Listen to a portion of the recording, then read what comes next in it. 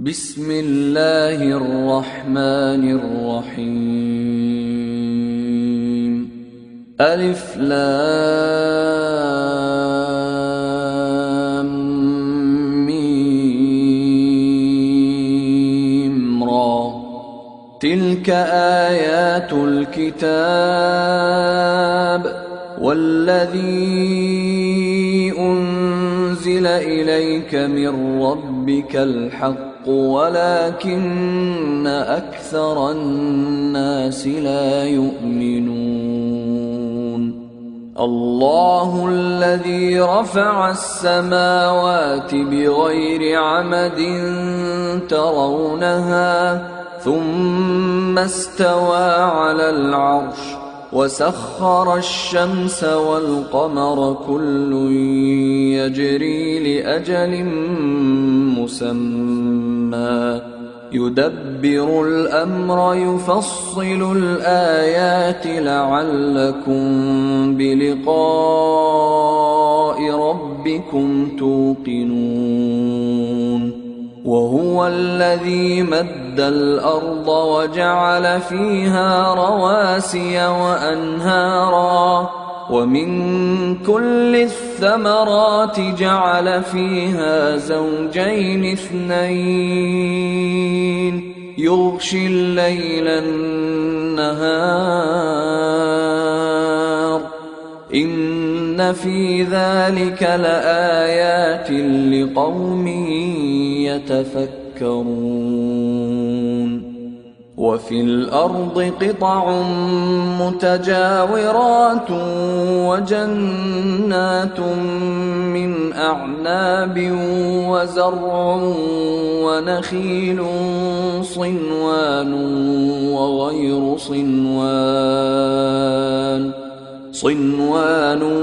وغير صنوان يسقى بماء واحد ونفضل بعضها على بعض في الأكل إن في ذلك لآيات لقوم يعقلون. وإن تعجب فعجب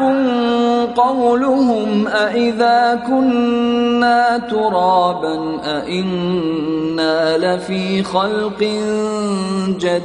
جديد أولئك الذين كفروا بربهم وأولئك الأغلال في أعناقهم وأولئك أصحاب النار هم فيها خالدون. ويستعجلونك بالسيئة قبل الحسنة وقد خلت من قبلهم المثلات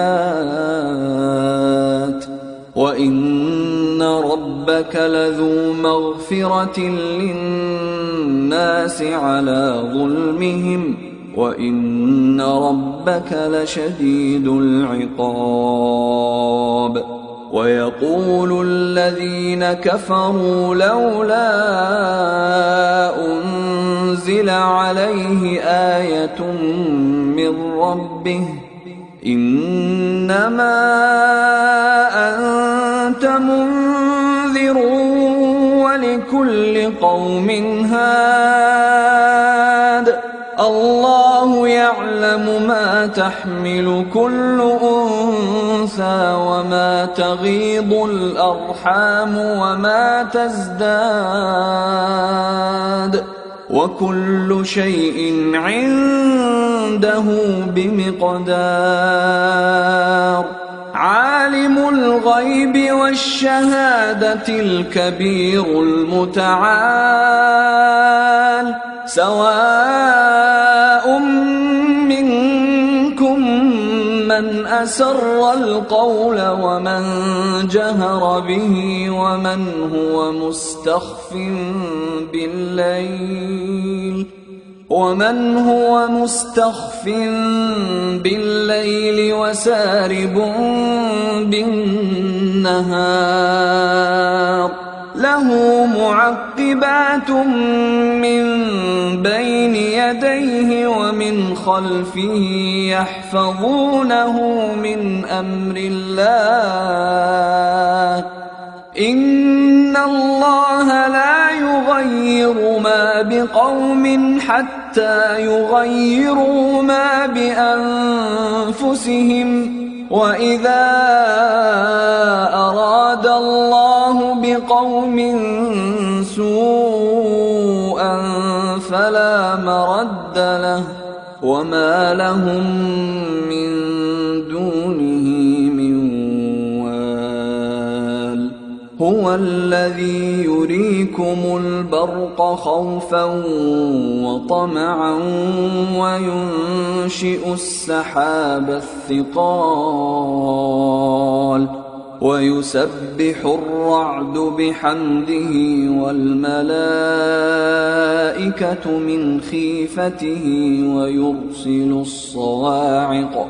ويرسل الصواعق فيصيب بها من يشاء وهم يجادلون في الله وهو شديد المحال له دعوة الحق والذين يدعون من دونه لا يستجيبون لهم بشيء إلا كباسط كفيه إلى الماء ليبلغ فاه وما هو ببالغه وما دعاء الكافرين إلا في ضلال ولله يسجد من في السماوات والأرض طوعا وكرها وظلالهم بالغدو والآصال قل من رب السماوات والأرض قل الله قل أفاتخذتم من دونه أولياء لا يملكون لأنفسهم نفعا ولا ضرا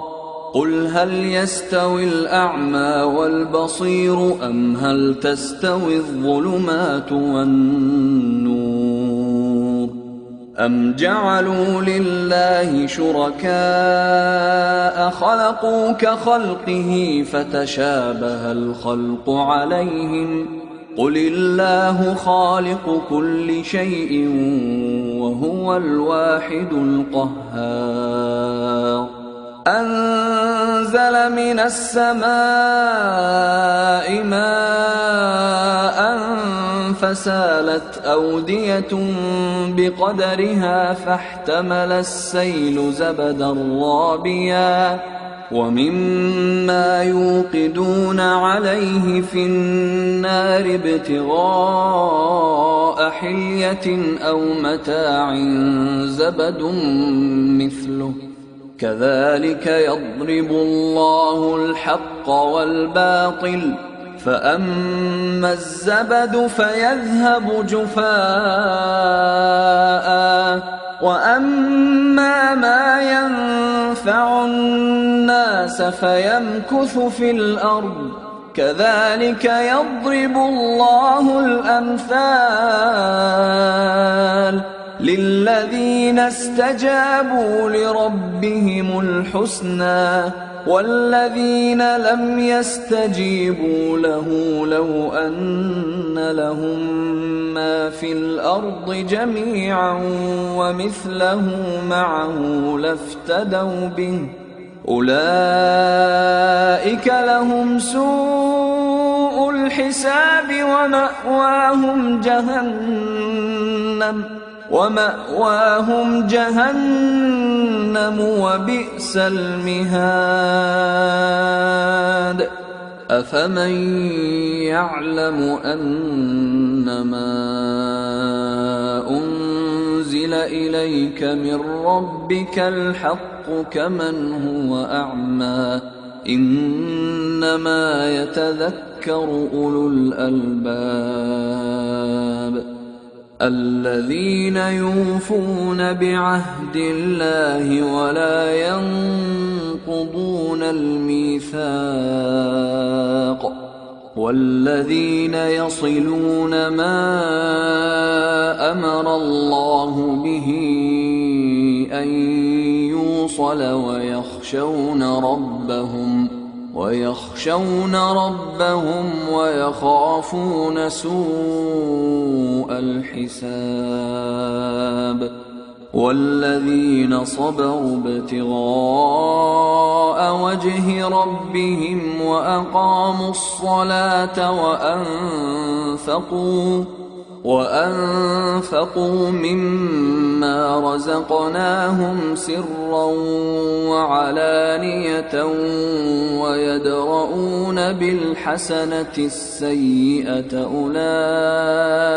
لهم عقبى الدار جنات عدن يدخلونها ومن صلح من آبائهم وأزواجهم وذرياتهم والملائكة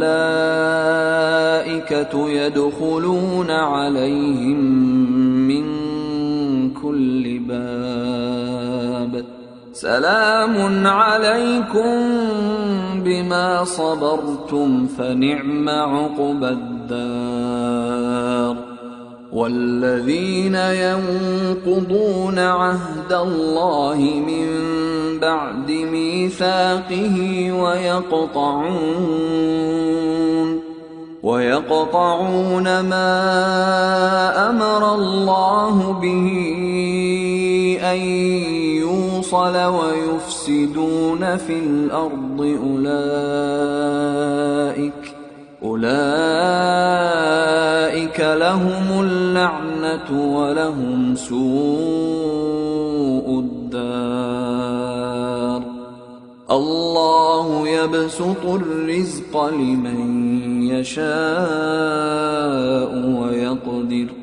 وفرحوا بالحياة الدنيا وما الحياة الدنيا في الآخرة إلا متاع ويقول الذين كفروا لولا أنزل عليه آية من ربه قل إن الله يضل من يشاء ويهدي إليه من أناب الذين آمنوا وتطمئن قلوبهم بذكر الله ألا بذكر الله تطمئن القلوب الذين آمنوا وعملوا الصالحات طوبى لهم وحسن مآب كذلك أرسلناك في أمة قد خلت من قبلها أمم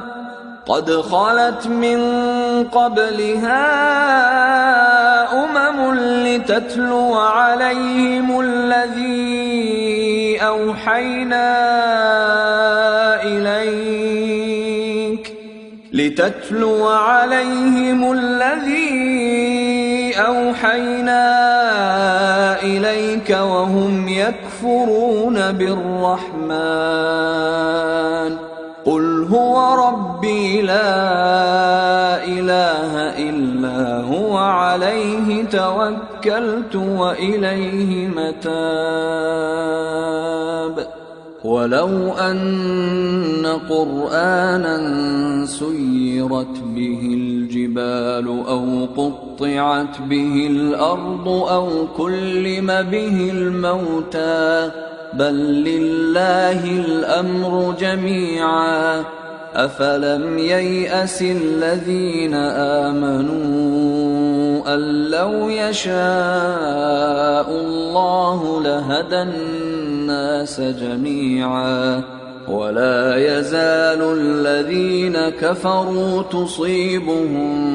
بما صنعوا قارعة أو تحل